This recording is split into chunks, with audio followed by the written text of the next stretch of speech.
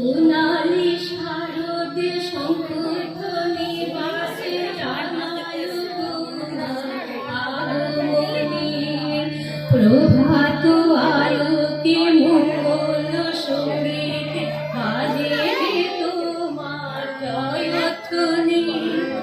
সোনালি শারদে শঙ্খধ্বনি বাজে জানায় তোমার আগমনী। প্রভাত আলোকে মঙ্গল সঙ্গীত বাজে তোমার জয়ধ্বনি। মা দুর্গা মা দুর্গা মা দুর্গা তুমি জগৎ জননী।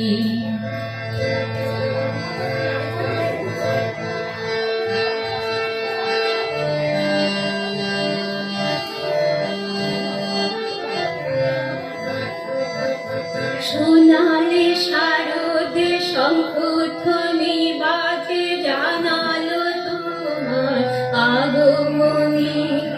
প্রভাত আলোকে মঙ্গল সঙ্গীত বাজে তোমার জয়ধ্বনি। মা দুর্গা মা দুর্গা মা দুর্গা মা দুর্গা।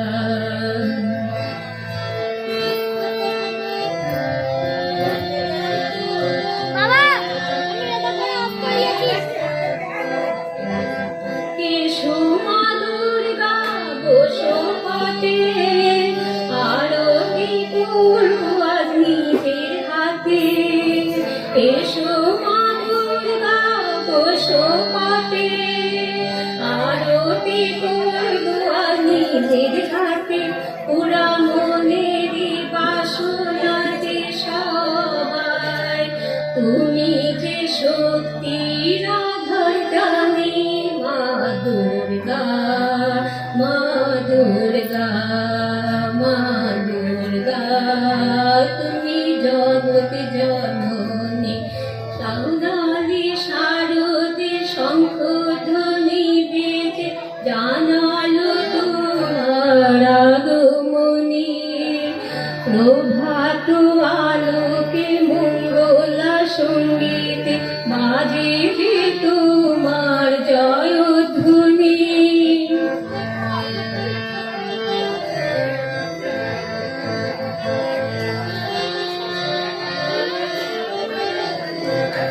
লক্ষ্মী সরস্বতী কার্তিক গণেশ তোমার দুপাশে লাগেছে বেশ। লক্ষ্মী সরস্বতী কার্তিক গণেশ তোমার দুপাশে লাগেছে বেশ।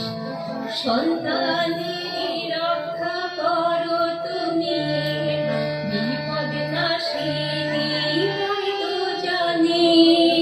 সন্তানের রক্ষা করো তুমি, বিপদ নাশিনী তাই তো জানি। সোনালি শারদে শঙ্খধ্বনি বেজে জানালো তোমার আগমনী।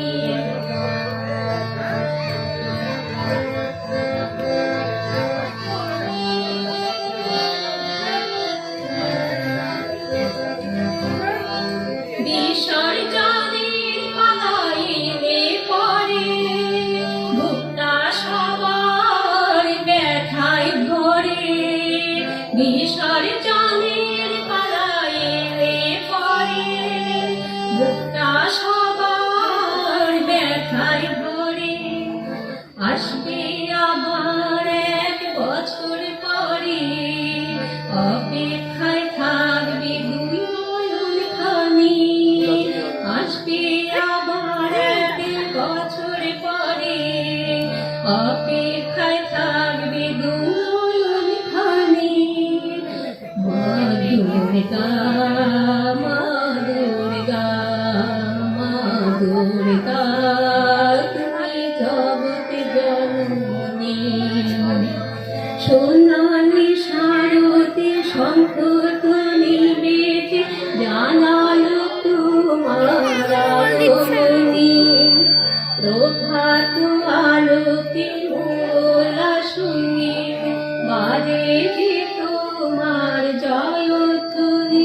মা দুর্গা মা দুর্গা মা দুর্গা তুমি জগৎ জননী মা দুর্গা মা দুর্গা মা দুর্গা তুমি জগৎ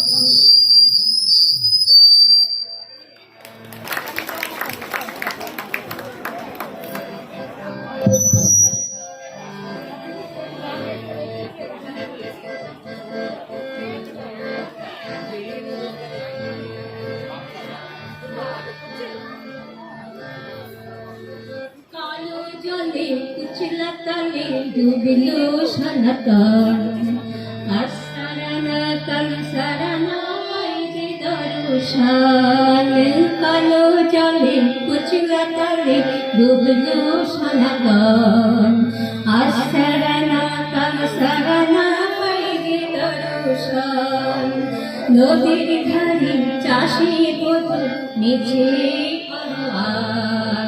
ধীরে ধীরে ডাকা নদী বইছে বারো মাস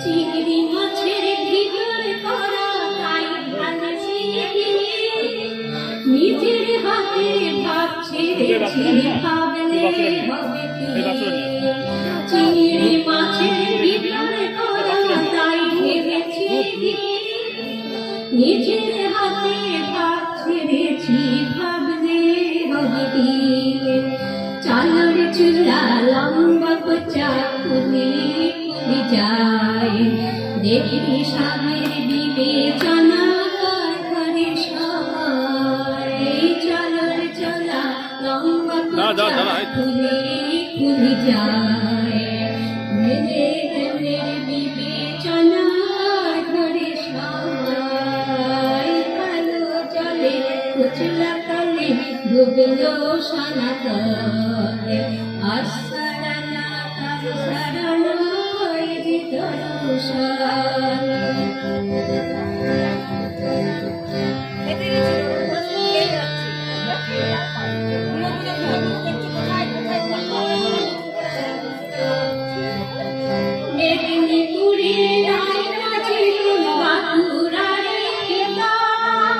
যতন করে বাঁধি মাথা যে বাতাসিকা মেদিনীপুরে আয়না ছিল বাঁকুড়ার পিতা যতন করে বাঁধি মাথায় যে বাতাসিকা তেজ করিয়া রাজকুমারী গলায় চন্দ্রহার দিনে দিনে বাড়ছে তোমার চুলের বাহার তেজ করিয়া রাজকুমারী গলায় চন্দ্রহার দিনে দিনে বাড়ছে তোমার চুলের বাহার কলি কলি ফুল ফুটেছে নীল কালো আর সাদা কোন ফুলেতে কৃষ্ণ আছেন কোন ফুলেতে রাধা কলি কলি ফুল ফুটেছে নীল কালো আর সাদা কোন ফুলেতে কৃষ্ণ আছেন কোন ফুলেতে রাধা কালো জলে কুচলা কালে ডুবলো সনাতন আর সারানা কাল সারানা পাইছে দর্শন কালো জলে কুচলা কালে ডুবলো সনাতন আর সারানা কাল সারানা পাইছে দর্শন নদীর জলে চাষে বধূ নিঝাই করোয়ার ধীরে পাকা নদী বইছে বারো মাস ধীরে বাঁকা নদী বইছে বারো মাস ধীরে বাঁকা নদী বইছে বারো মাস মাঠে মাঠে আজ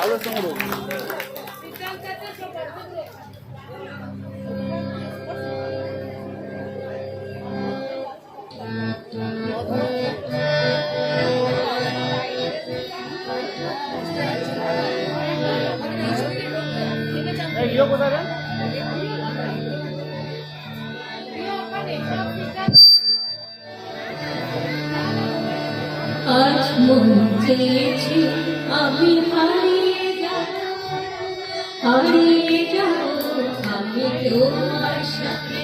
আজ মন চেয়েছে আমি হারিয়ে যাব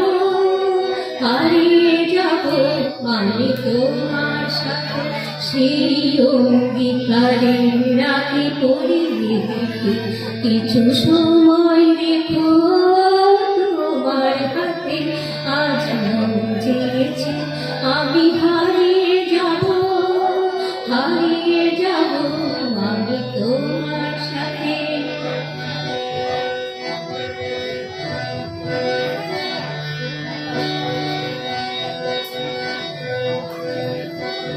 কিছু স্বপ্নে দেখা, কিছু গল্পে শোনা, ছিল কল্পনা জানে প্রাণে গোনা।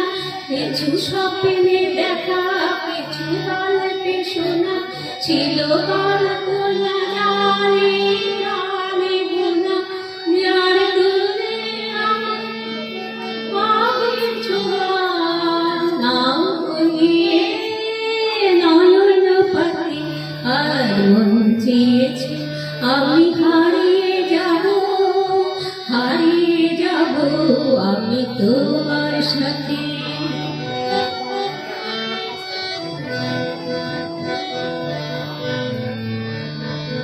তুমি ভাষাও আমারি চলার স্রোতে, চির সাথী রইব পথে। তাই যা দেখি আর সবই ভালো লাগে, এই নতুন গানের সুরে ছন্দ জাগে।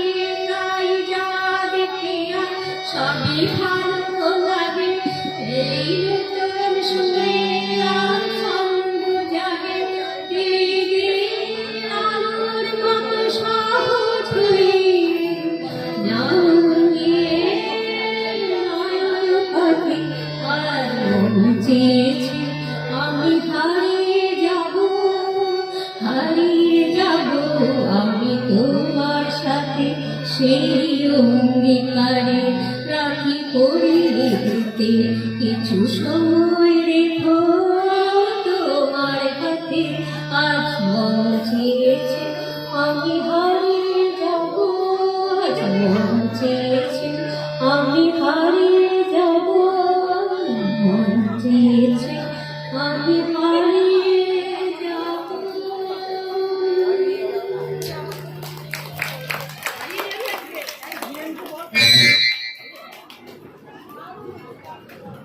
BA block cultural and social অ্যাসোসিয়েশনের পক্ষ থেকে আজ মহানবমী শুভ সন্ধ্যায় সমস্ত দর্শনার্থীদের জানাই প্রীতি শুভেচ্ছা ও ভালোবাসা। আমাদের একটি বিশেষ অনুরোধ, আমরা এখনই আমাদের সাংস্কৃতিক অনুষ্ঠান শুরু করব, কিন্তু আমরা বারবার যেটা বলে আসছি, আমাদের সমস্ত প্রোগ্রামটা হবে কোভিড বিধি মেনে। আমরা দেখতে পাচ্ছি প্যান্ডেলের ভিতরে এবং বাইরে যারা আছেন তারা কিন্তু পরপর বসে আছেন, এতটুকু ডিস্টেন্সও মেনটেন করছেন না। এটা করলে কিন্তু আমাদের যতক্ষণ না করছেন আমাদের পরবর্তী অনুষ্ঠান আমরা চালাতে পারবো না।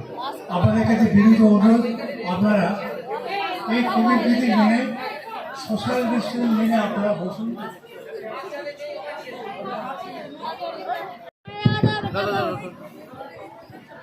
নমস্কার। নবমী সাংস্কৃতিক অনুষ্ঠান আশা করি আপনাদের ভালো লাগছে। এবার যে নৃত্য অনুষ্ঠানটি হবে তার জন্যে একটি দুটি কথা না বললেই নয়। আচ্ছা, মা দুর্গা কি সবসময় মণ্ডপেই থাকে? না, মা দুর্গাকে আমরা রোজ আমাদের বাড়িতে দেখি, কখনো মায়ের মধ্যে, কখনো দিদির মধ্যে, কখনো বোনের মধ্যে, কখনো স্ত্রী, কখনো বা আমাদের ঘরের গৌরী, আমাদের কন্যা। সেই রকম ভাবে আজকে যেমন মা দুর্গার প্রতিরূপের কোনো বয়স হয় না, সেরকম নাচ হোক, গান হোক, যে কোনো শৈল্পিক কাজেরও কোনো বয়স সীমা হতে পারে না। আমাদের বিএ ব্লকের কালচারাল অ্যাসোসিয়েশন সেই নীতি বা সেই রীতিটাকেই মেনে চলে। সেই জন্য এখন যে নৃত্যানুষ্ঠানটা আপনারা দেখবেন, তা কিন্তু সবই যে শিল্পীরা করছেন তারা প্রত্যেকেই কিন্তু আমাদের বয়োজ্যেষ্ঠ, স্পেশালি আমার বয়োজ্যেষ্ঠ, কিন্তু আমার শ্রদ্ধায় বা তাদের এই উৎসাহ দেখে তাদের প্রতি শ্রদ্ধায় মাথা নত হয়ে আসে। আপনারাও খুব খোলা মনে তাদের নৃত্যানুষ্ঠান উপভোগ করুন, তাদের প্রত্যেকেরই প্রচেষ্টাকে তাদের নাচের শুরুর আগেই হাততালি দিয়ে তাদেরকে ওয়েলকাম করুন স্টেজে। Please put your hands together for these young ladies for their fabulous dance performance. আচ্ছা, আমি এবার তাদের সাথে একটু পরিচয় করিয়ে দিই। প্রথমেই বলতে হয়, এই নৃত্য নির্দেশনায় যিনি ছিলেন আমাদের সবার চেনা, সবার প্রিয় সঙ্গীতা প্রধান। সঙ্গীতা দি, প্রথমে তুমি এসে দু চার কথা বলো। আর নৃত্য অংশগ্রহণে আছেন মধুমিতা হাজরা, শুভ্রা মজুমদার, শাশ্বতী ঘোষাল, সাথী দাস, করবী মিশ্র, রম্ভা সিং। সঙ্গীতা দি। নমস্কার। আজকে যারা নৃত্য পরিবেশন করছেন তারা কিন্তু কোনো দিনও স্টেজে ওঠেননি বা নাচ করেননি। তাদের উৎসাহে আমি বাধ্য হয়েছি তাদেরকে নাচ শেখাতে। সুতরাং আপনারা, সুলগ্না যেমন বললেন, আপনারা খোলা মনে আমাদের এই সুন্দর নৃত্য অনুষ্ঠানকে দেখবেন এবং অ্যাপ্রিসিয়েট করবেন। বেশি কথা বলবো না, ওরা সবাই প্রস্তুত নাচের জন্য। ধন্যবাদ।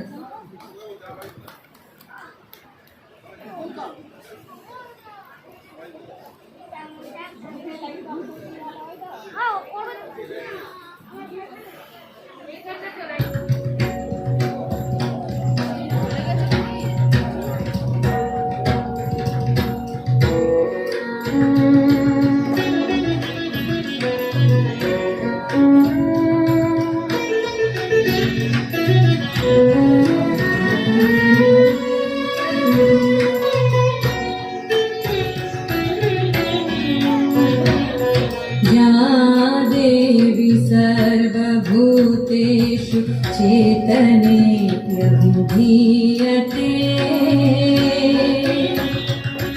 नमस्तस्यै नमस्तस्यै नमस्तस्यै नमो नमः। या देवी सर्वभूतेषु बुद्धिभूतेषु संस्थिता नमस्तस्यै नमस्तस्यै नमस्तस्यै नमो नमः। या देवी सर्वभूतेषु शान्तिरूपेण संस्थिता नमस्तस्यै नमस्तस्यै नमस्तस्यै नमो नमः। या देवी सर्वभूतेषु शक्ति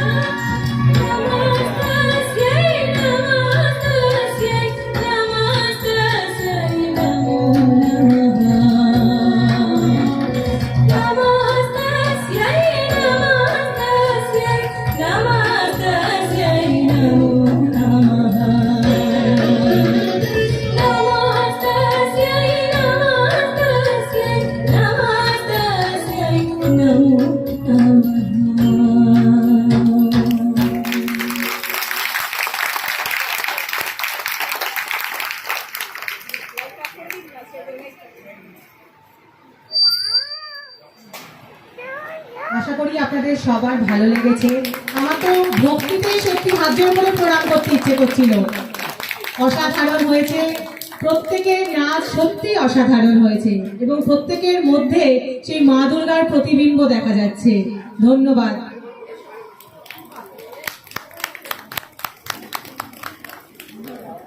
এবার শুরু হতে যাবে আমাদের আজকের স্পেশাল যে প্রোগ্রামটি, যার জন্য আমরা প্রত্যেকে অধীর আগ্রহে প্রতীক্ষা করছিলাম। আর কিছুক্ষণের মধ্যেই শুরু হবে আমাদের আজকের নাটক সত্যম শিবম সুন্দরম। আমরা আপনাদের থেকে 2-4 মিনিট সময় চেয়ে নিচ্ছি স্টেজ রেডি করার জন্য এবং নাটকের যে পরিবেশ সেটি তৈরি করার জন্য। একটু স্টেজের দিকে মনোনিবেশ করবেন। শুরু হতে চলেছে আজকের নাটক সত্যম শিবম সুন্দরম, রচনা শ্রী বিমল বন্দ্যোপাধ্যায়। আজকের নাটক সত্যম শিবম সুন্দরম।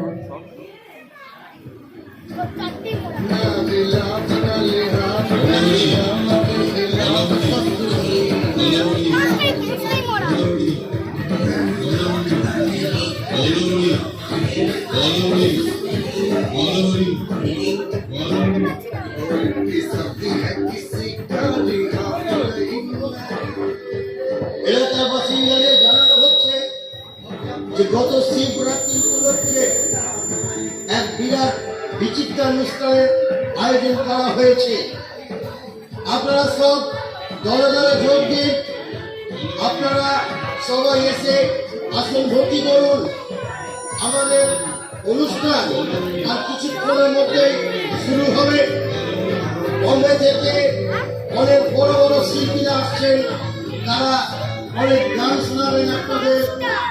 নাচের একজন নর্তকী আছেন, তিনি আপনাদের নাচ দেখাবেন। তাই আমি অনুরোধ করছি আপনারা সবাই দেরি না করে চলে আসুন, আমাদের এই অনুষ্ঠান শুরু করতে সাহায্য করুন।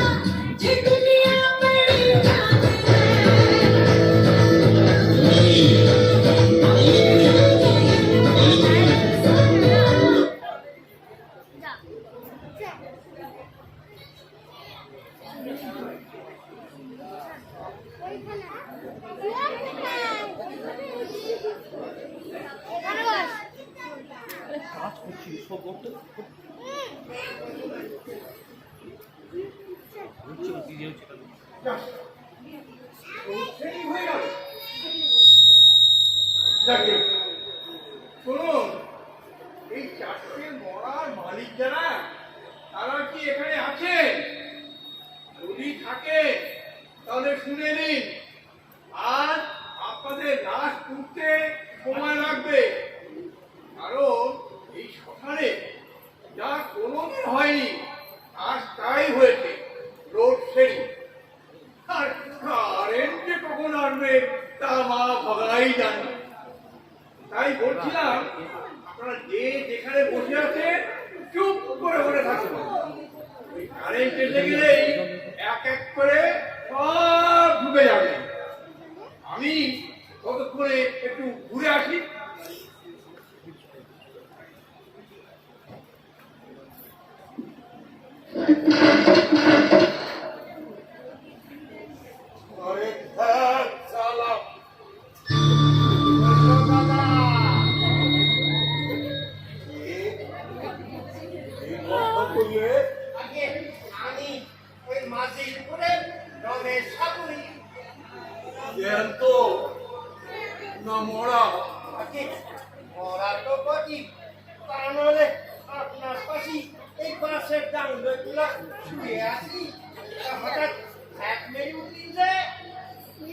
বলবো না, সারা জীবন মুখের রক্ত পায়ে নামিয়ে এই ছেলেগুলোকে মানুষ করলু, তার এই ফল হলো।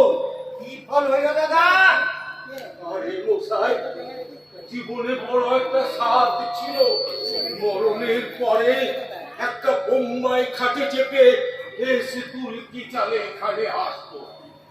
তার সারা ছেলেরা কাঁধে তো দিলেই না, কাটা পুকুর থেকে মোড়াটা বার করে একটা মোড়া পুরানো এজেন্সিকে বডি পাঠিয়ে দিলে, আর সেই শালারা একটা পচা দড়ির খাটিয়া এনে এমন হাত মারতে মারতে নিয়ে এলো যে আমার মোড়া বুকের ভেতরটা হাত পা করছিল, হাত ফেল করে মরে যাওয়ার জোগাড়। আচ্ছা, একটা বোম্বাই খাটের কত দাম হতো বলুন তো? তার চাইতে কোথা থেকে একটা পচা দড়ির খাটিয়া এনেছে 350 টাকা দিয়ে। তার পাশ দেখতে গেছি, অমনি হঠাৎ আওয়াজ করে খবরটা শুনে পড়েছে। আপনি সাবধানে ছিল, বলে কোমরটা ভেঙে যেত একেবারে। তাহলে ডক্টর বিষ্ণুদাস চট্টোপাধ্যায় আর অপারেশন ফি 50,000 আর তার সাথে আবার নার্সিং হোমের খরচা। কেবে হ্যাঁ, কে বললেন? কে জানেন আমি কে? না স্যার, আমি শচিকান্ত রায় আর এক র।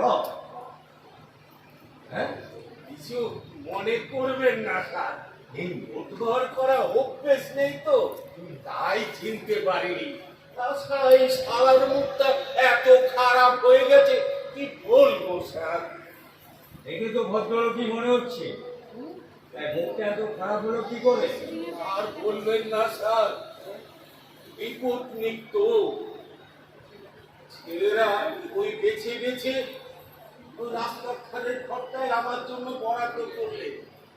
সামনেই রথ, পাড়ার নন্দ দুলালদা ওই লোকে বসে 24 ঘন্টা আড্ডা মারে, আর তাদের কথায় শুনতে শুনতে আমি আমার নিজের ভাষায় ভুলে গেছি স্যার।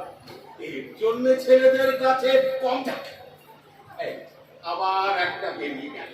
ঝাড় না স্যার, বকুনি খেতে হয়। কেন দাদা, কেন? কেন আবার কি? হঠাৎ হয়তো কোনো বৌমা বললে বাবা, অমনি আমার মুখ থেকে বেরিয়ে গেল কেবে। এই জন্যই বলে সৎ সঙ্গে স্বর্গবাস আর অসৎ সঙ্গে সর্বনাশ। আপনাকে একটা অ্যাডভাইস, মানে উপদেশ দিলাম। আমার একটা অ্যাডভাইসের কত খরচ জানেন?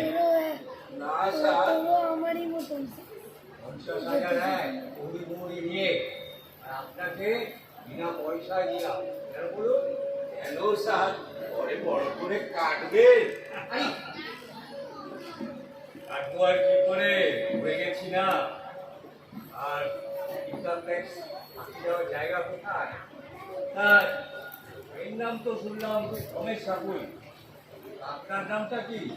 আগে আমার নাম নবনীত দাস। নবনীত দাস। আচ্ছা, নাম জিজ্ঞেস করলেন স্যার, কেস ঠুকবেন? আরে উনি কেন কেস টুকবেন? কেস টুকবেন তো মক্কেলরা, উনি তো কেসে লড়বেন। আরে, তো আপনি এত জানলেন কি করে? আগে আমি হলাম সে মাঝিরপুরে রমেশ সাপুই, ফেমাস রমেশ সাপুই। ওই কোট করতে না জীবনটা শেষ করে ফেললাম। তো মাঝিরপুর তো শুনেছি সে অনেক দূরে, তো ওখান থেকে এখানে কেন? মাঝি করাও এই শ্মশান ফশান ছিল না? আগে ছিল, স্টোর ছিল, ওই রাষ্ট্রভূমি ওই ধরনের অসুখে মরিলে ওইখানেতেই যেতুন। কিন্তু সাপে কেটেছিল তো, তাই সবাই ধরি করে নিয়ে এলো এই বানুর হাসপাতালে। তাই ওখানে চিত্তির খেলাম। আর তাছাড়া ওই কাকাটুকু হয়ে ব্যস্ত হইল তো, তাই ওই সাইকেল ভ্যানের পেছনে শুয়ে নেটর পেটর করতে করতে এসি তো কমরটা বড় ধরে গেছে গো। আরে ধুর মশাই, একটা আনসার কথা বলে দিলেই হলো। বলছি, বাঙ্গুর হাসপাতালে সাপে কাটা রোগী সচরাচর মারা যায় না।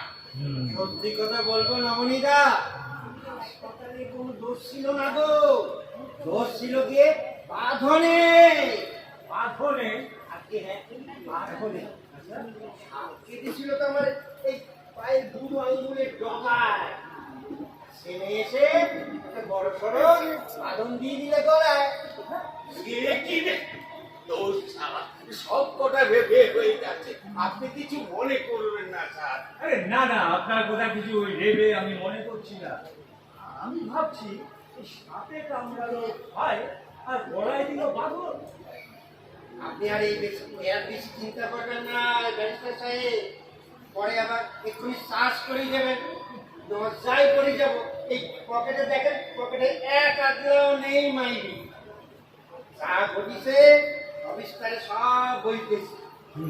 আমার লজ্জার কথা আমি নিজেই বলতেছি। লজ্জার কথা? আপনি হ্যাঁ, লজ্জার কথা। আপনারা আবার নাচ গান করে যাবেন না তো? ওই সেখানে আছি একজন, দুজন, তিনজন, আর দুইটা তো একটা ঘাটি মরা। আমি ছেলেকে সম্বন্ধে করতে গিয়ে নিজেই বিয়ে করে ফেলেছি। এই কথা?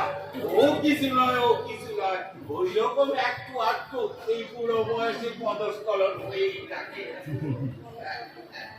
আচ্ছা রায় সাহেব, এই শ্মশানটা এত শুনশান লাগছে কেন? এই শ্মশান বন্ধু কেওড়াগুলো গেল কোথায়? দুই মশাই আজে বাজে কথা বলেন, ওর মধ্যে আমার দুটো ছেলেও আছে। সরি স্যার, বলছিলাম কি এই শ্মশান বন্ধু বান্ধবেরা গেল কোথায়? মশাই কি দেওয়া হয়েছিল দেখতে পাচ্ছেন না, এখানে লোডশেডিং। শ্মশান বন্ধুরা সব গঙ্গার ধারে কেউ চুল্লু খাচ্ছে, কেউ গাঁজা খাচ্ছে, কেউ হাওয়া খাচ্ছে।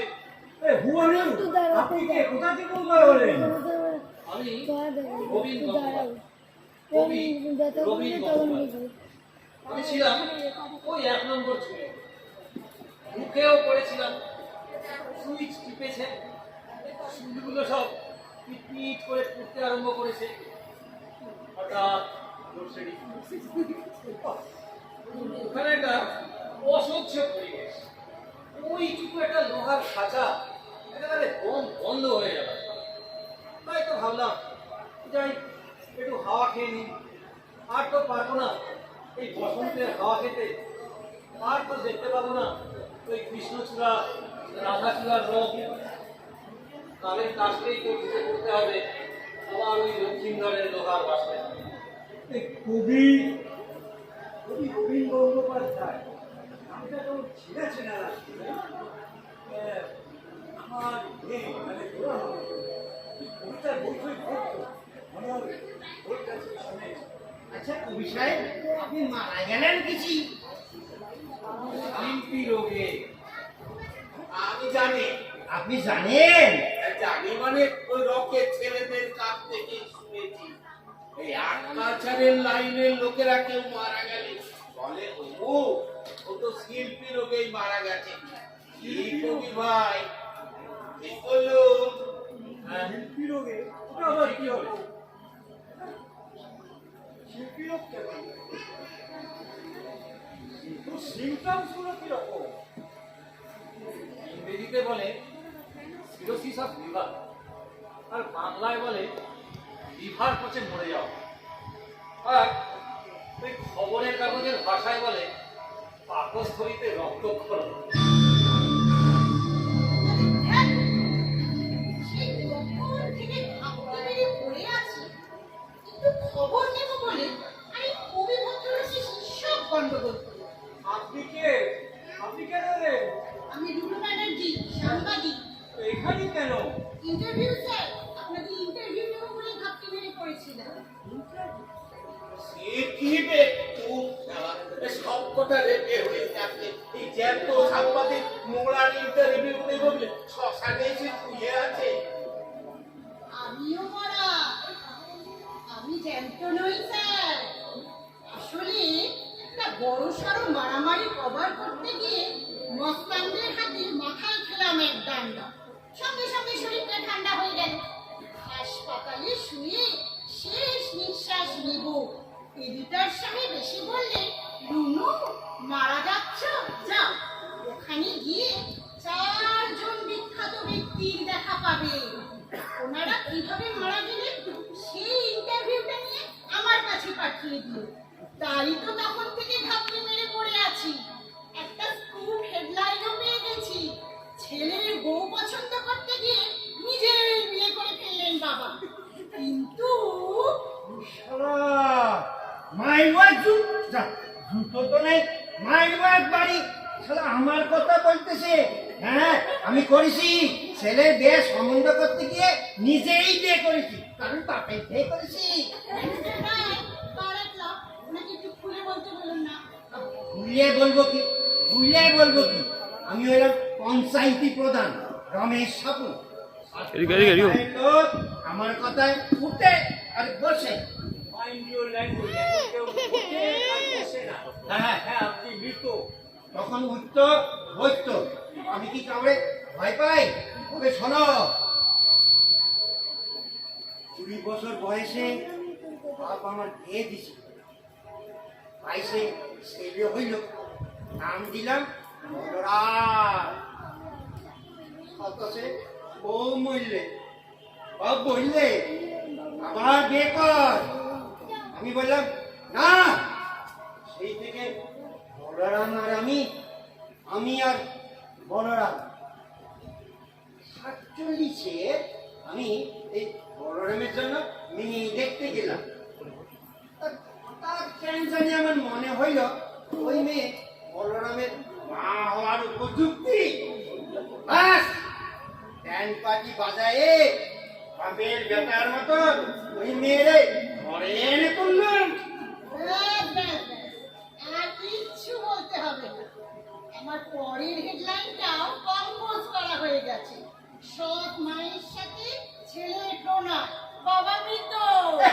তোমরা খবরের কাগজের মুখ না বড্ড আজিবাজি কথা বলো। আমি একটা কথা বলে দিলেই হলো, কত ভালো ছেলে আমার বলরাম। মার মনে দুঃখ হবে ভেবে সারা জীবন এ পর্যন্ত করলে না। আর তোমরা বলো কিনা ইয়ে। ঠিক আছে, ঠিক আছে, আপনাকে আর কিছু বোঝাতে হবে না। যা বোঝবার আমি বুঝে নিয়েছি। নবদা, আপনি মারা গেলেন কেন? এই, তুই কে? আমাকে নবদা বলছিস? জানিস আমি কে? মেরে ঠোকরা গুড়িয়ে দেবো একবার। না, আপনি ভীষণ অস্থির। হ্যাঁ, আপনি ভীষণ অস্থির। আপনার সাথে কথা বলে আমার স্ট্যাটাস টাকা যায়। আরে দূর মশাই, তুই কখন থেকে ফ্যাকস ফ্যাকস করে আরে করেন তো ওকালতি। এই কালো কোট পরে ওই বটতলা ইটের উপরে বসে থাকে, আর লোক দেখলেই পিছন পিছন দৌড় দেয়। এটি টপি হবে দাদা, এটি টপি। জানেন আমি কে?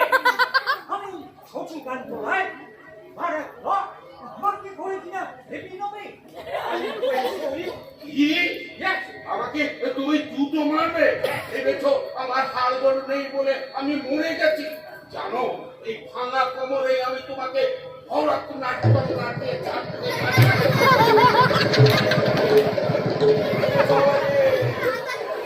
ওরে বাবা,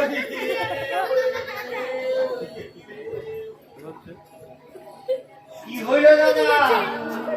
আমি তোর দিকে বসে পড়লেন যে। আরে বসে পড়েছি কি আর সাথে পড়ে মরেছি তো। শরীরের হাড় সব চূর্ণ বিচূর্ণ হয়ে গেছে। মুখের মাথায় খেয়াল ছিল না, তাই উঠে পড়েছি। এখন ইচ্ছে যন্ত্রণায়। ওরে বাবারে, ওরে বাবারে। ও কবি ভাই, একটা সামনে দোকান থেকে পেন কিলার কিনে আনুন না। দাদা, আমার কাছে একটা পয়সাও নেই। আরে বাড়ি নিয়ে এসো না, বলবে নবনীতা ছেলে এলে পরে দিয়ে দেবে খন। যন্ত্রণায় কষ্ট পাচ্ছে।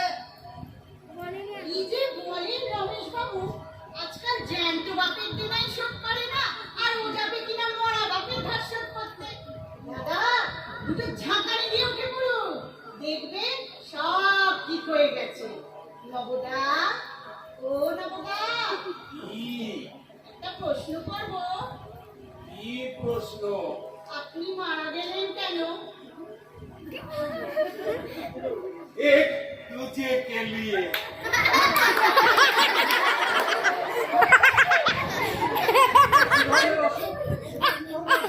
क्या बोलो कि ना बोल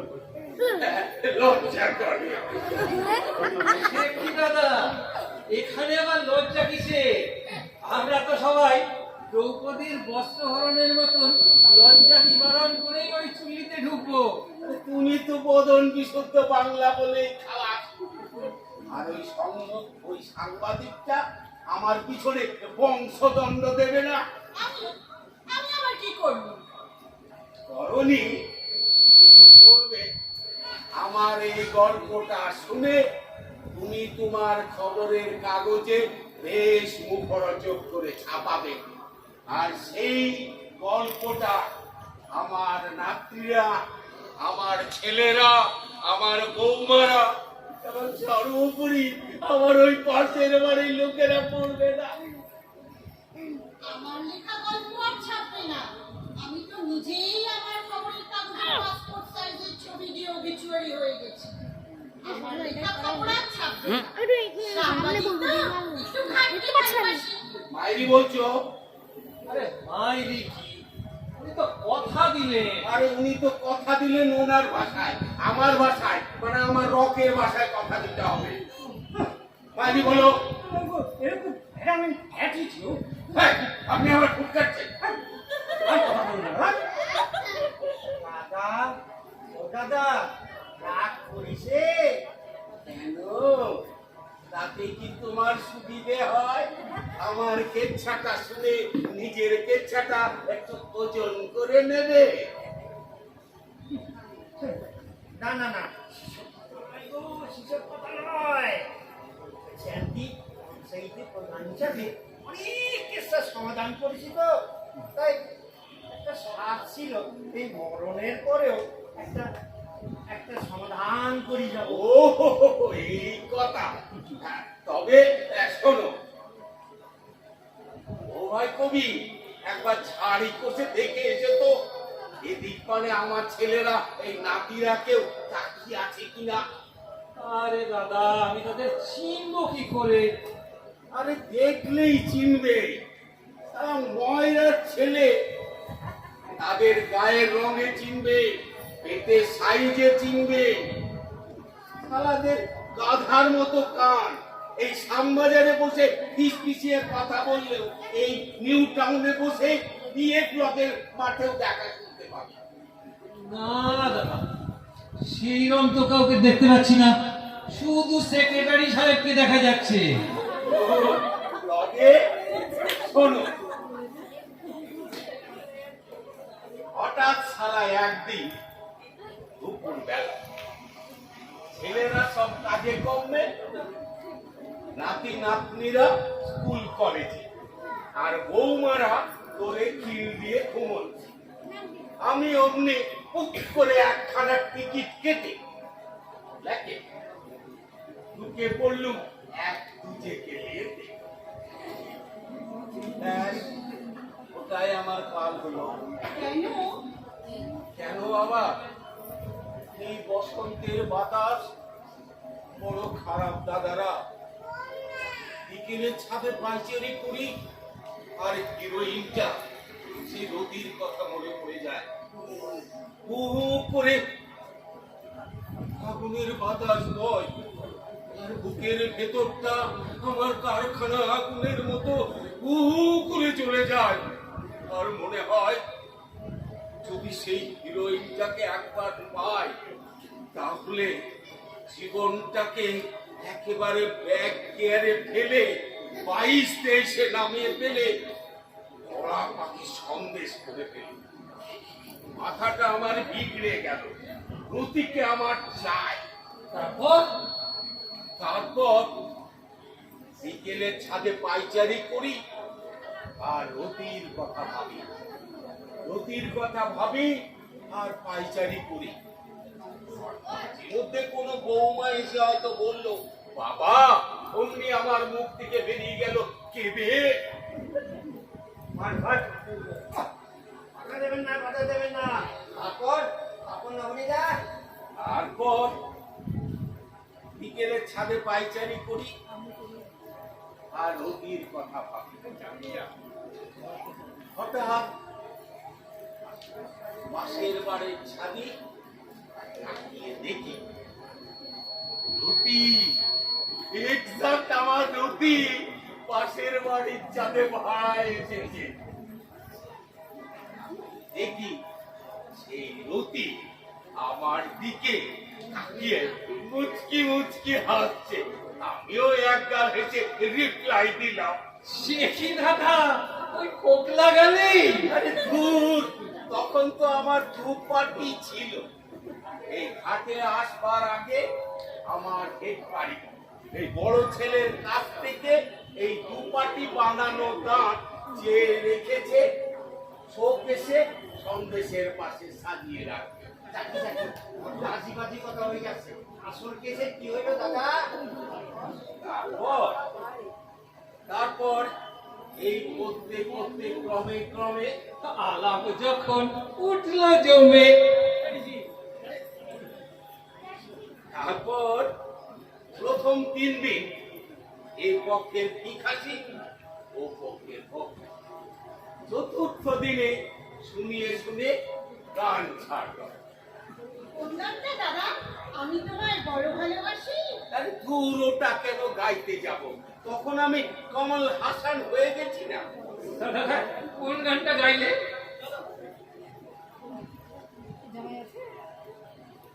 मेरे जीवन साथी प्यार किए जा जवानी दीवानी सत्यम शिवम सुंदरम सत्यम शिवम सुंदरम सत्यम शिवम सुंदरम।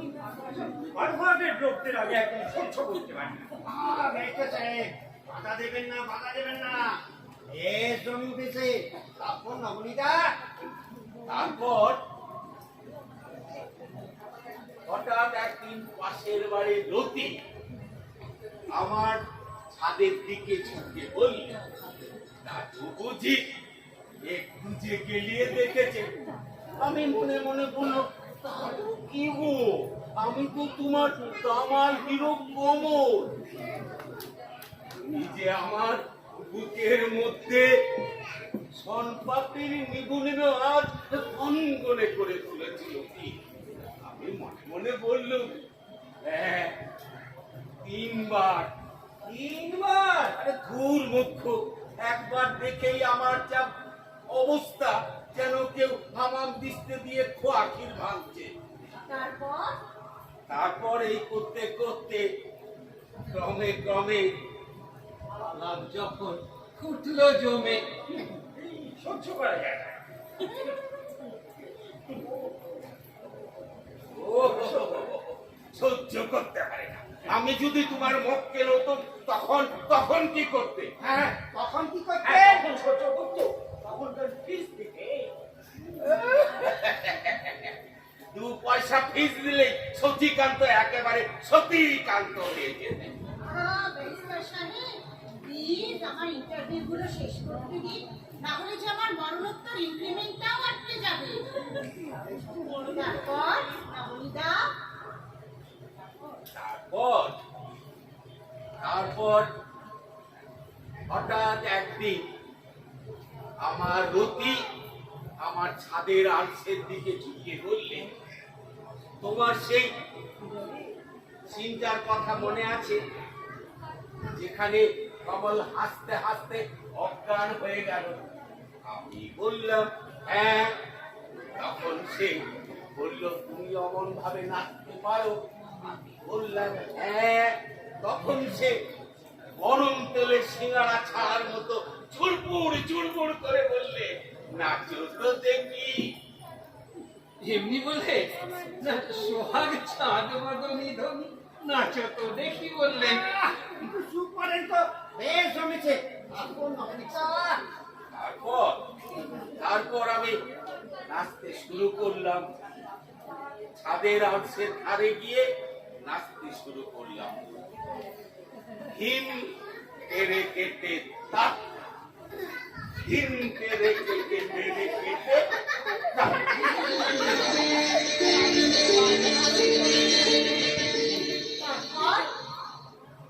তারপরে যে কাক, ছাদের আলসেটা অনেক দিন ধরে ভাঙা ছিল। নাচতে নাচতে ওই আলসের ধারে গিয়ে পড়লাম। ভাঙা আলসে সমেত পাতেতেই কাক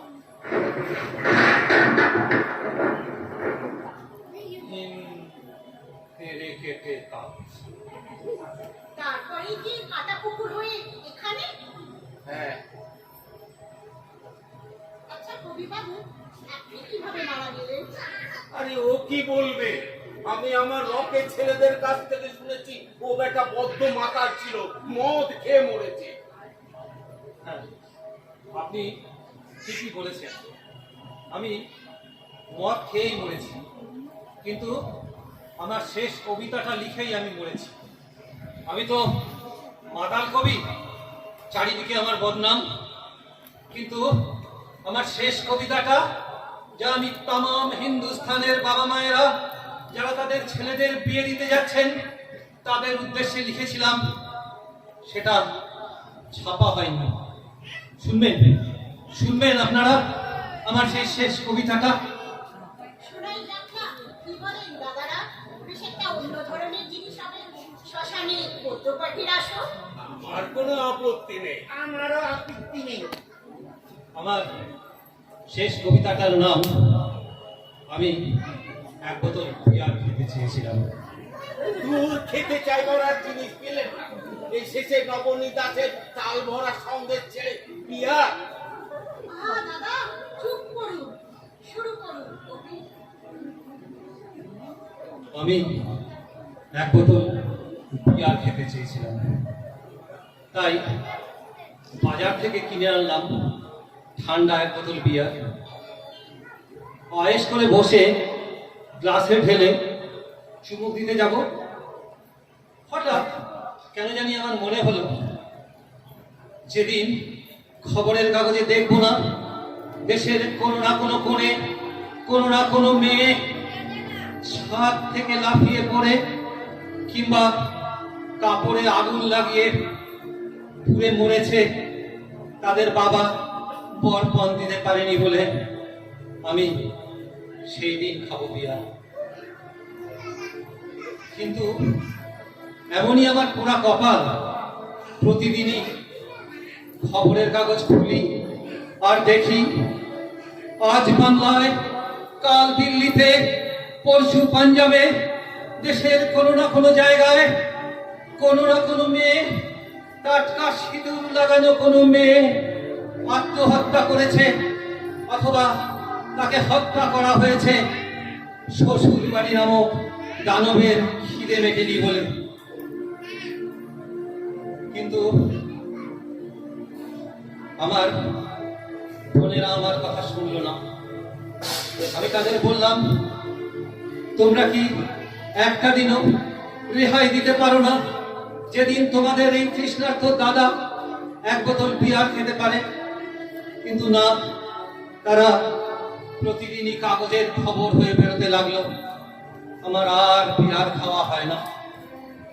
হঠাৎ একদিন মনে হলো কাল হবে হয়তো সেই দিন, কাল আমি খেতে পারবো বিয়ার। কিন্তু কিছুক্ষণ পরেই শুনলাম আমার 3টে বাড়ি পর যে কোটিপতি বাস করেন তার ছেলের বউ ছাদ থেকে লাফিয়ে পড়ে আত্মহত্যা করেছে আজ একটু আগে। মনটা আমার খারাপ হয়ে গেল, আমার আর বিয়ার খাওয়া হয় না।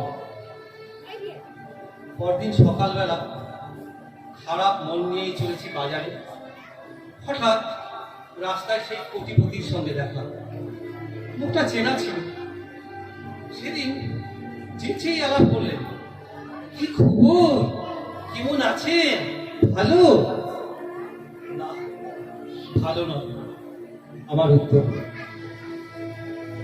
কেন কেন কেন ওর সারা গ্রহ জিজ্ঞাসা।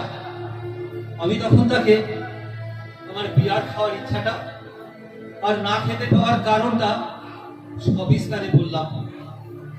উনি বললেন, খান, এক বোতল কিনো, 3, 4, 5 যত ইচ্ছা খান, কেবল আমারই পয়সায় খান। আমি বললাম, তা কি করে হয়? কাল আপনার পুত্রবধূ আত্মহত্যা করেছে, সেটা তো আজকের খবরের কাগজে বেরিয়েছে। ওর সহাস্য উত্তর, না, বেরোয়নি। কেন কেন কেন? আমি জিজ্ঞাসা করলাম। উনি হেসে বললেন, আমার অনেক টাকা, আমি সবগুলো কাগজকে কিনে নিয়েছি।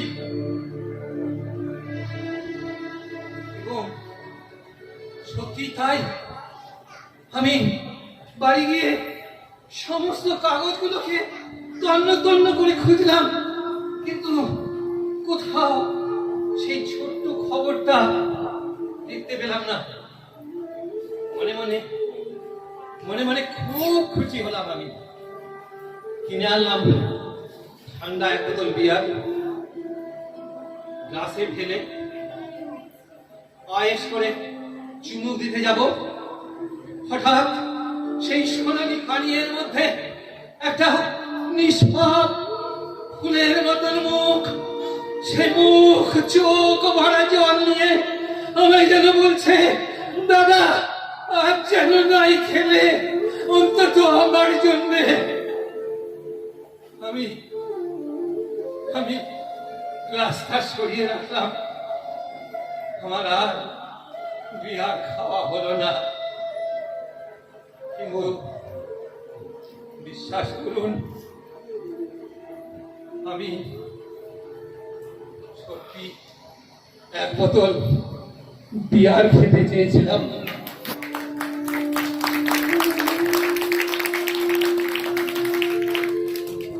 কবি, খুব ভালো, খুব ভালো তোমার কবিতা। কিন্তু তোমার কবিতা শুনে কি কোনো বিচার ভাব, কোনো কন্যা দায়গ্রস্ত মেয়ের প্রতি এতটুকু করুণা দেখাবে? কবি ভাই, এই পদ্মটা যদি আমি আগে শুনতাম, তাহলে প্রথম পক্ষে হৌরের ভেঙে 1 পয়সা কম নিতাম না। কেন রমেশ বাবু, আপনি কি আপনার দ্বিতীয় বিয়েতে পণ নেননি? নো নো, পঞ্চায়েতি প্রধান যখন ছিলাম তখন আমি কোন কথার বিরুদ্ধে ছিলাম। ফার্স্ট ম্যারেজের সময় তখন তো আমি পঞ্চায়েতের প্রধান ছিলাম না, তাই নিচ্ছি। কিন্তু সেকেন্ড ম্যারেজের সময় নো নো। সত্যি কবি, তোমার এই কবিতাটা শোনার পর আজ আমার মরণের পরেও একটা পাপ বোধ হচ্ছে। মনে হচ্ছে ছেলের বিয়ের সময় কিভাবে আমার বেয়াই মশাদের কাছ থেকে টাকা আদায় করেছি। আসলে তখন বধূ বরণের চাইতেও ওই টাকার বরণটা আমার কাছে আসল হয়ে উঠেছিল। আর যদি সময় থাকতো তাহলে সেই টাকা আমি তাদের এক এক করে ফেরত দিয়ে দিতাম। সেটা তো আর এই জীবনে সম্ভব নয় না বনিদা। আপনি না হয় প্রায়শ্চিত্তটা আপনার সামনের জন্মে করবেন। তা কবি বাবু, আপনার কবিতার থেকে আপনার মৃত্যুর কারণটা স্পষ্ট বোঝা গেল। আমি তো ব্যর্থ কবি, তাই ওই কবিতাটা লিখে আমার মনে হলো কবিতা লিখে সমাজ ব্যবস্থায় কোনো পরিবর্তন আনা সম্ভব নয়। হতাশ আমি। আমার হতাশা ভুলতে ছুটলাম ওই বাংলা মালের থেকে, কিন্তু মানে গন্ডগোল ছিল, তাই একসঙ্গে নজন। সাহেব, এবার আপনার ইন্টারভিউটা। আমার ইন্টারভিউ? কি হবে আমার ইন্টারভিউ? কি হবে? আমি একজন ইনকাম ট্যাক্স ফাঁকি দেওয়া অর্থলুলু ব্যারিস্টার। কি হবে আমার ইন্টারভিউ? তবু বলুন, সবাই যখন বলছেন, আপনিই বা বাকি থাকেন কে? আমার ইন্টারভিউ নয়, আমার confession. Confession? Yes, my confession. I have killed my own daughter. আমি আমার মেয়েকে খুন করেছি। রায় সাহেব, এসব কি বলছেন আপনি? ঠিকই বলছি। I must confess it to you. আপনারা নিশ্চয়ই জানেন, দক্ষিণ কলকাতার একটি অঞ্চলে একটি ফুলের মতো মেয়েকে তার বাবা, তার শ্বশুর, তার মা, শাশুড়ি আর ননদ পিটিয়ে মেরে ফেলেছিল। হ্যাঁ হ্যাঁ, জানি জানি, সেটা তো সব কাগজে ফলাও করে ছেপেছিল। আমি ছিলাম সেই সেই কেসের আসামি পক্ষের উকিল। যদিও আমি জানতাম ওরা খুনি, ওরা দোষী, তবুও কেসটা আমাকে নিতেই হয়েছিল, কারণ আমার তখন টাকার ভীষণ প্রয়োজন। আর কিছুদিন আগেই 50 লক্ষ টাকা খরচ করে আমার একমাত্র মেয়ে বিয়ে দিয়েছি কলকাতার সবচেয়ে কালচার আর সবচেয়ে বনেদি বাড়িতে। তারপর রায় সাহেব, তারপর তার কিছুদিন পরে আমার মেয়ে আমার বাড়িতে এলো। আমরা ডিনার টেবিলে খেতে বসেছি, এমন সময়ও প্রশ্ন করলো, এই যে খুনের কেসটা তুমি হাতে নিয়েছো, তোমার কি মনে হয় তোমার মক্কেলরা নির্দোষ? আমি ওকে হেসে বললাম, তুমি যদি জজ সাহেব না হয়ে প্রশ্ন না করো তাহলে বলবো ওরা খুনি, ওরা দোষী। তাহলে তুমি এই কেসটা নিলে কেন বাবা? আমার মাথাটা হঠাৎ গরম হয়ে গেল। ওকে টুটলি বললাম, দেখো আমি ব্যারিস্টারি করি টাকা রোজগারের জন্য। আর ভুলে যেও না, তোমার বিয়েতেও 50 লক্ষ টাকা খরচ হয়েছে, আর ওই টাকা এসেছে মক্কেলের কাছ থেকে। ওর মুখটা হঠাৎ সাদা হয়ে গেল। কিছুক্ষণ টেবিলে চুপচাপ বসে রইল, তারপর উঠে চলে গেল। তারপর কি হলো রায় সাহেব? তারপর দিন ঘুম থেকে উঠে শুনি ও আমাকে না বলে না জানিয়ে শ্বশুর বাড়ি চলে গেছে, আর আমার জন্য রেখে গেছে একটা চিঠি। তারপরের দিন আমার চিঠি পড়ার সময় ছিল না, কারণ সেদিন আমি আসামি পক্ষের শেষ সওয়াল করব। সমস্ত কোর্টরুম ভরে গেছে, আমি সওয়াল শুরু করতে যাব, এমন সময় আমার জুনিয়র আমার কানে কানে এসে বলল আমার বাড়িতে নাকি একটা খুব বিপদ হয়েছে। কিন্তু না না, আমার তখন বাড়ির বিপদের কথা শোনার সময় নেই, কারণ আমার মক্কেলদের আমাকে বাঁচাতেই হবে। কোর্টরুম আবার শুরু হয়ে গেছে, আমি শুরু করতে যাব, কিন্তু কোথায় যেন সুর কেটে যাচ্ছে। সবাই ভাবছে এ কি ব্যারিস্টার সচিকান্ত আজ এ কি করছেন। কিন্তু না, আমি আবার শুরু করলাম। এমন সময় আমার জুনিয়র আকাশের সমস্ত পা ছেড়ে আমার কাছে ডুলে গেল।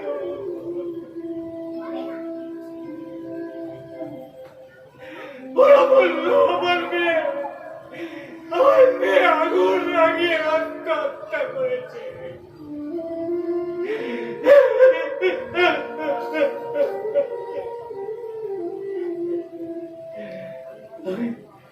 আমি সমস্ত আদালত আর মক্কেলদের ছেড়ে ছুটে আমার কাছে চলে গেলাম, কিন্তু না, ওরা আমাকে আমার কাছে যেতে দিল না।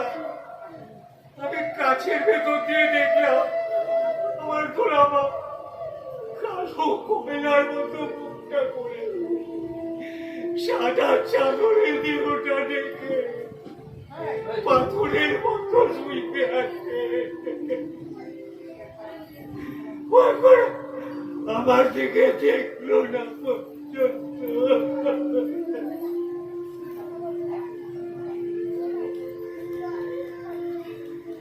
এক বুক শূন্যতা নিয়ে সেই মুখটায় দাঁড়িয়ে আছি। এমন সময় আমার মনে পড়লো চিঠিটার কথা। তাড়াতাড়ি ম্যালেরিয়া রোগীর মতো তাড়াতাড়ি চিঠিটা বার করলাম। হ্যাঁ, আমার চিঠি। কতদিন পরে দুলাপা আমার চিঠি লিখেছে। সেই হোস্টেলে থাকতে আমার চিঠি লিখত। তারপর তো চিঠি লেখেনি। আমি চিঠিটা খুললাম। কি লিখেছিল জানেন? কি লেখা ছিল? লিখেছিল, বাবা, ভাগ্যিস তোমার আর মেয়ে নেই, থাকলে তাদের বিয়ে দেওয়ার জন্যে তোমাকে আরো কত নৃশংস খুনিকে জেনে শুনেও নির্দোষ প্রমাণিত করতে হতো। বাবা, আমি ব্যারিস্টার নই, তাই তোমার ওই 50 লক্ষ টাকা আমি শোধ করে যেতে পারলাম না। বাবা, আমায় ক্ষমা করো, আমার প্রণাম নিও। ইতি তোমার 50 লক্ষ টাকা খরচ করে দেওয়া মেয়ে দোলন চাপা। আমার বুকে কে যেন বর্ষা ঢুকিয়ে দিল। আচ্ছা, আপনারাই বলুন, am I not a murderer? Have I not killed my own son? Have I not killed my own daughter? আমার তোরামা, তুমি আমায় বকলে না কেন? ছেলেবেলায় তুমি যেমন করে আমায় বকতে। বাবা, কি করছো বাবা? কেন কেন এমন করে বকলে? কেন তুমি এমন শাস্তি দিলে দোলামা? কেন এমন শাস্তি দিলে দোলামা? কাঁদবেন না, কাঁদবেন না সাহেব। শ্মশানে এসে কাঁদতে নেই। আমি বাজে লোক, অসৎ চরিত্র। আমার কথা যদিও কোনো মানে হয় না, তবুও বলবো, কাঁদবেন না, কাঁদবেন না। শ্মশানে এসে কাঁদবেন না। আচ্ছা, আমার দুলামা কে এখানে নিয়ে এসেছে? আমার দুলামার সাথে কি আমার দেখা হবে? হ্যাঁ, আমার দুলামা কোথায়? আমার দুলামার সাথে কি এখানে দেখা হবে? দেখলে কি চিনতে পারবেন? আগুনের পোড়া মরা তো, কালো কয়লার মতো গায়ের বর্ণ, সমস্ত চামড়া কুচকে আছে। না না না না, অমর করে বলবেন না। জল পুতুলের মতো চেহারা ছিল, তাই তো আমার বাবা ওকে ডাকতো পুতুল রানী বলে। চাপা ফুলের মতো গায়ের পথ, তাই তো আমি ওকে বলতাম দুলন চাপা। আমার মেয়ের চেহারা আমার বিবর্ণ হতে পারে না, পারে না, পারে না। আপনি কষ্ট পাবেন জানি, তবু আমার ফুলের মতন বোনেদের চেহারা গায়ে কেরোসিন ঢেলে পুড়ে মরবার পর ওই রকম বিকৃতই হয়ে যায় এবং যাচ্ছেও প্রতিদিন। সবকটা তো আর খবরের কাগজে বেরোয় না। কবি, একজন সাংবাদিক হিসেবে আমি আপনার কথাটা মানি। আজকাল তো এরকম অনেক খবরের কাগজে বের হয়, কিন্তু আমরা সেই অভাগী মেয়েদের কথা কজন ভাবি? আপনাদের মনে আছে কিনা জানি না, আজ থেকে বেশ কয়েক বছর আগে কানপুরে তিনটে বোন তাদের বাবা মাকে বরপণ দেওয়ার হাত থেকে মুক্তি দিতে একসাথে আত্মহত্যা করেছিল। সেই খবর ছবি সহ প্রত্যেকটা কাগজে বেরিয়েছে। সেই ছবি দেখে আমরা আটকে উঠেছিলাম। সারাদিন অফিস কাছারিতে আলোচনাও হয়েছে, কিন্তু তারপর কজন মনে রেখেছি আমরা সেই অভাগী মেয়েদের কথা? আসলে কি জানেন কবি, যতক্ষণ না আমাদের বাড়িতে আগুন লাগছে না, সেই তাপ আমাদের গায়ে লাগে না, আমাদের চেতনা আসে না। আজকাল তো কথায় কথায় প্রতিবাদী ঝড় ওঠে। একটা ছাগল চাপা পড়লেও রেল রোকো হয়, রাস্তা রোকো হয়, বিদ্যুৎজনেরা রাস্তায় নেমে গলা ফাটায়। কিন্তু কেউ কি পারে না এই নিদারুণ সামাজিক অন্যায়ের বিরুদ্ধে প্রতিবাদ জানাতে, রুখে দাঁড়াতে? পারে, নিশ্চয়ই পারে। আমি আমি আশাবাদী লোক। আমি আমি নিশ্চয়ই আশা করব।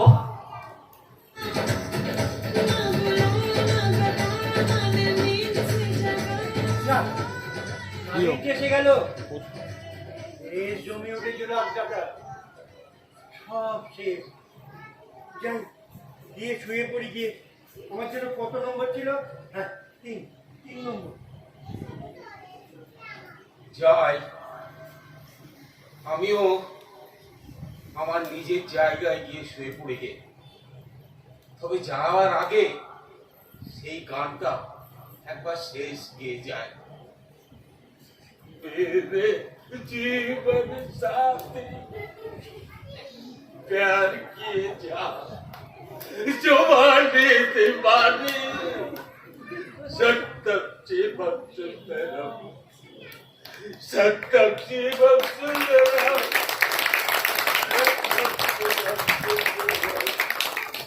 না, আমরা ওই সুন্দর শিবকে আর চাই না। আমরা চাই সেই শিবকে যে শিব শ্রী পার্বতীর দেহ নিয়ে প্রলয় নাচ নেচেছিল। এ নটরাজ, তুমি এসো, তুমি সমস্ত যুবকের মনে মায়াজাল বিস্তার করো, মায়াজাল বিস্তার করো, মায়াজাল বিস্তার করো। না, শুয়ে পড়ি, শুয়ে পড়ি।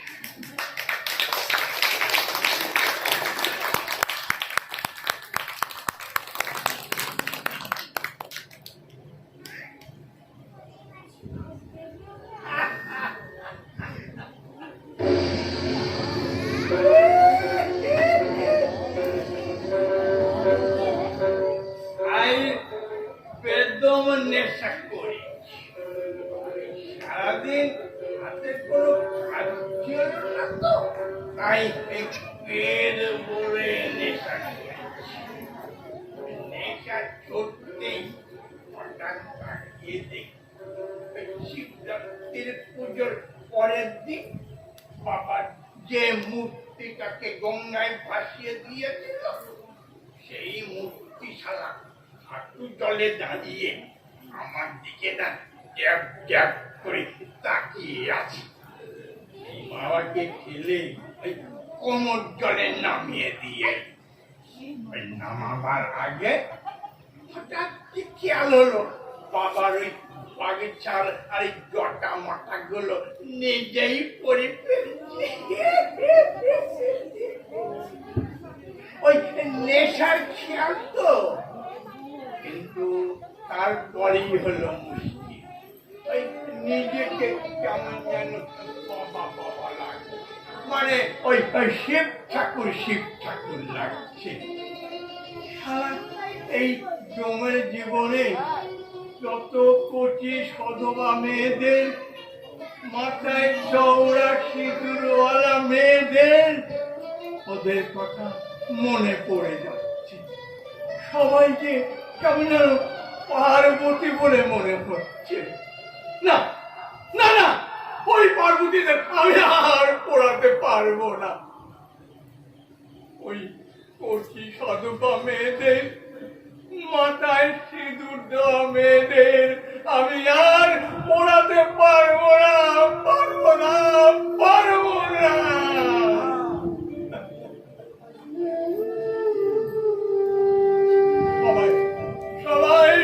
দেখো, আজ থেকে এই শ্মশানে কোনো পার্বতী উড়বে না, কোনো পার্বতী উড়বে না।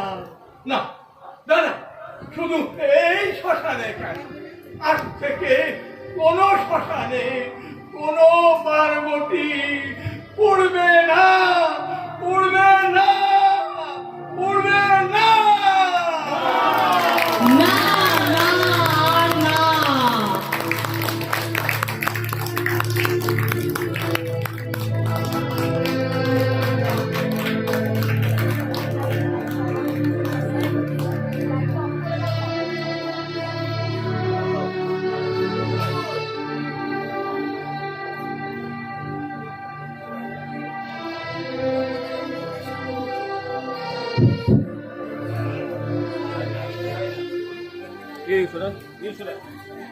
আমাদের নাটক শেষ হলো। আপনারা প্রত্যেকেই নাটক, আশা করি আপনাদের ভালো লেগেছে। আপনারা ধৈর্য সহকারে সেই নাটক উপভোগ করেছেন। এই নাটকের যে মর্মার্থ, আশা করি আপনারা প্রত্যেকেই উপলব্ধি করেছেন। এই নাটকটি করার জন্যে যারা অংশগ্রহণ করেছিল, আমি তাদের প্রত্যেকের নাম পরিচয় আমি করে দিচ্ছি। তার আগে দু একটা কথা বলে রাখি। এই নাটকটি তৈরি করার ক্ষেত্রে বিএ ব্লক এবং কালচারাল অ্যাসোসিয়েশন, তারা একটা ছোট্ট নাট্য গোষ্ঠী আমাদের এই বিএ ব্লকে তৈরি করার প্রস্তুতি নিয়েছে। তাদের আজকের এই নাটক হচ্ছে প্রথম নিবেদন। এর পুরোপুরি কৃতিত্ব হচ্ছে আমাদের বিএ ব্লক কালচারাল এবং সোশ্যাল অ্যাসোসিয়েশনের। যদি ভালো লেগে থাকে আপনারা অবশ্যই হাততালি দিয়ে একবার সমর্থন করেন।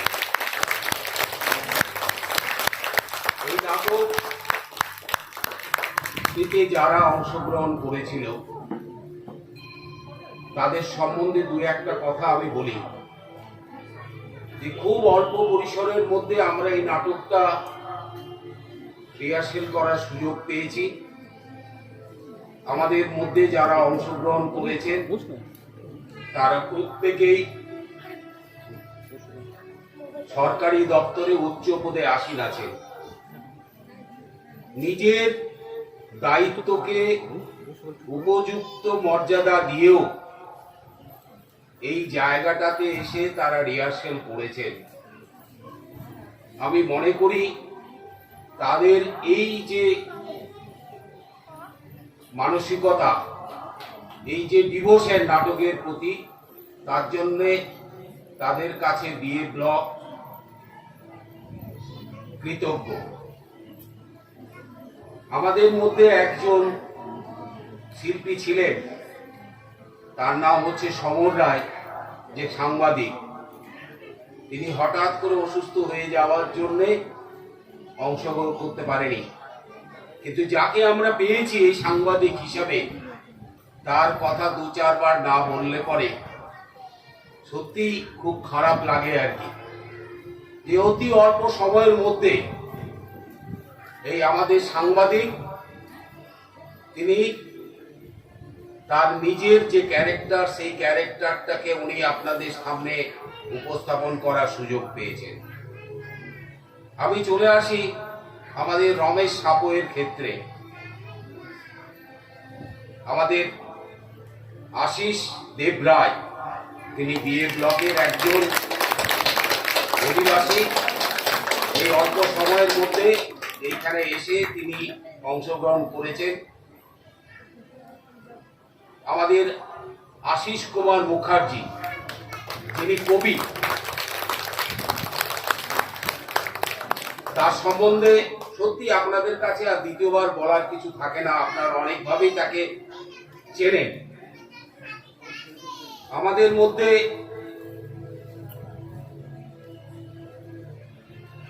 ব্যারিস্টার সাহেব, আমাদের বিশ্বজিৎ চৌধুরী, ওনাকেও আপনারা এই ব্লকের মধ্যে সেইভাবে অতটা দেখেননি। উনিও মোটামুটি নতুনভাবে আমাদের এখানে উপস্থিত হয়েছেন এবং এই আমরা যে ছোট্ট নাট্য গোষ্ঠী তার মধ্যে উনি one of the best performer হিসেবে আমাদের কাছে রয়েছেন। আমি সর্বশেষ যাকে না বললে নয় সেটি হচ্ছে আমাদের তরুণ চাপা, যাকে কল্পনা করতে পারিনি যে এই অবয়সের একটা মহিলা তিনি ফ্রন্ট বয়সে এসে এইভাবে একটা সংলাপ বলে যাবেন। সত্যি আমাদের মধ্যে লুকিয়ে অনেক কিছু আছে, আমরা কিন্তু যদি একটু খুঁজি তাহলে অনেক জায়গাতে আমরা পাবো। এই ধরনের ক্যারেক্টার, এই ধরনের কোয়ালিটির পাবলিক আমরা কিন্তু এই বিএ ব্লকের মধ্যে একটু সন্ধান করলে আমরা পেতে পারি। তার জন্য একটা বিগ হাততালি হোক। আমাদের মধ্যে আপনারা জানেন যে এই বিএ ব্লক যিনি সভাপতি আমাদের অজিত কুমার বিশ্বাস, তাকে আপনারা প্রত্যেকেই চেনেন। যারা নতুন এসছেন তাদের কথা বাদ দিয়ে বলছি, যারা পুরাতন আছেন তারা প্রত্যেকেই ওনাকে চেনেন। আমাদের ডোমের ভূমিকায় উনি অভিনয় করেছেন। আমি তাকে তার এই অভিনয়ের জন্য আমার বলার আগে আপনারা আমাদের কাজটা করে দিচ্ছেন, সেই জন্য অনেক ধন্যবাদ আপনাদেরকে।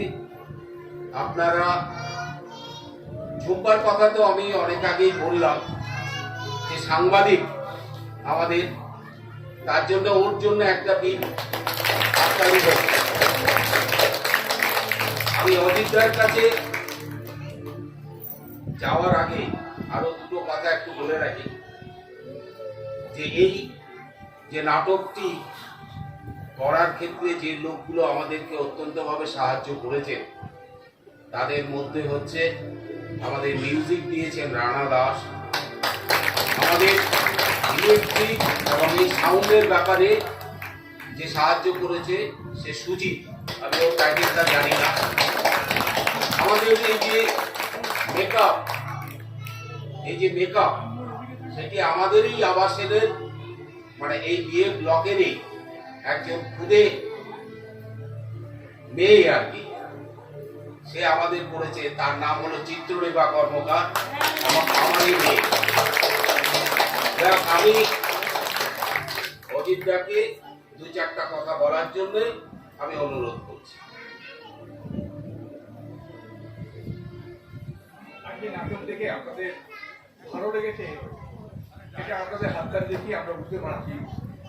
তবে যেটুকু আপনাদের আমরা ভালো লাগাতে পেরেছি খুব অল্প সময়ের মধ্যে রিহার্সাল দিয়ে, এবং সবসময় কোভিডের ভয় একটা কিন্তু আমাদের মনে সবসময় ছিল, যার ফলে আমরা করতে পারবো কি পারবো না এটা নিয়ে সবসময় একটা সংশয় কিন্তু আমাদের মনে কাজ করেছে। তবু আমাদের যে কমিটি, বিএ ব্লক কালচারাল এবং সোশ্যাল অ্যাসোসিয়েশনের যে কমিটি, তারা আমাদের উৎসাহিত করেছেন এবং কিছুটা চাপ দিয়েছেন বলা যেতে পারে।